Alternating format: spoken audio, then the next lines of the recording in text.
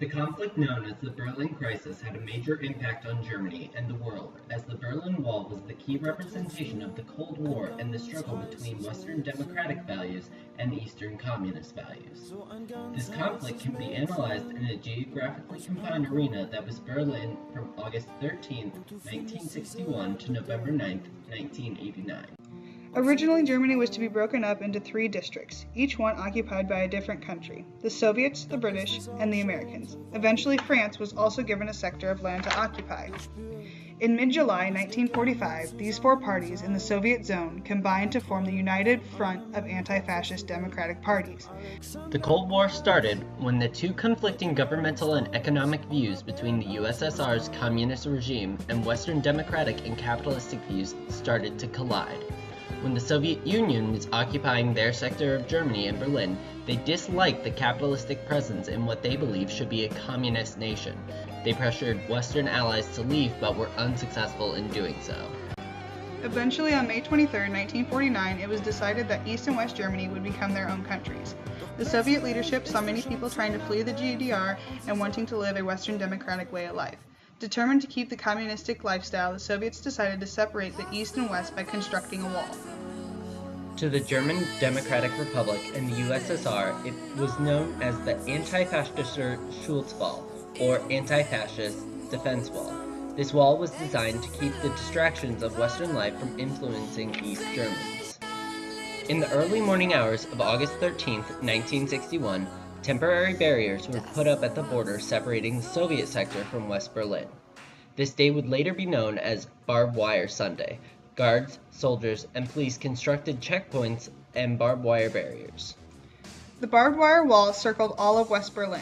The wall, or actually 2 walls, was 12 miles long. The stronger wall was predominantly fortified around the western side. There was a smaller wall on the eastern side, with a strip in between the 2 that was considered no man's land. That morning, when citizens realized they were trapped in their part of their city, they revolted against the GDR guards and tried to escape. Guards used grenades filled with tear gas to ensure no one would cross. Eventually, guard towers were erected, the walls were fortified with concrete and elevated in height. To a certain degree, many people were okay with how each of their governments were being run. The one thing everyone highly disapproved of was inner-city travel, or lack thereof. East Germans felt trapped in their nation and tried to find many ways to escape. People went as far as to jump out of windows of buildings that were right next to the wall.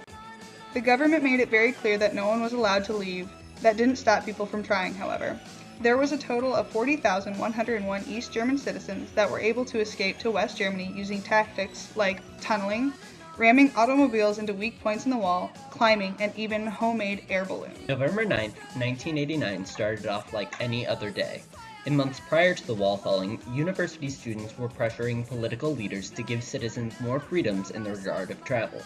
Protests had gotten louder and stronger.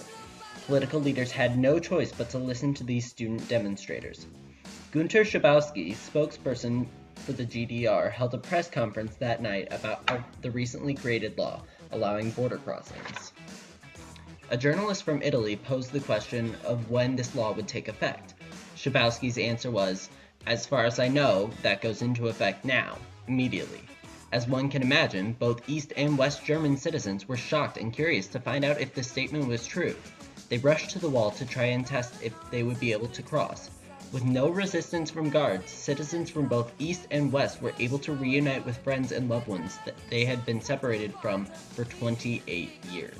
A few months later, on February 7, 1990, the German Unity Committee was established. After talks and negotiations between West and East Germany, along with the 4 victors of World War II. On May 18, 1990, the finance ministries of both Germanys, along with Chancellor Kohl of the FRG and the GDR Prime Minister Lothar de Maizière, signed the State Treaty on Currency, Economic, and Social Union between the FRG and the GDR. This went into effect July 1, 1990. This then became the reunification of the 2 Germanys after the wall came down on November 9, 1989. This November marked the 25th anniversary of the wall coming down.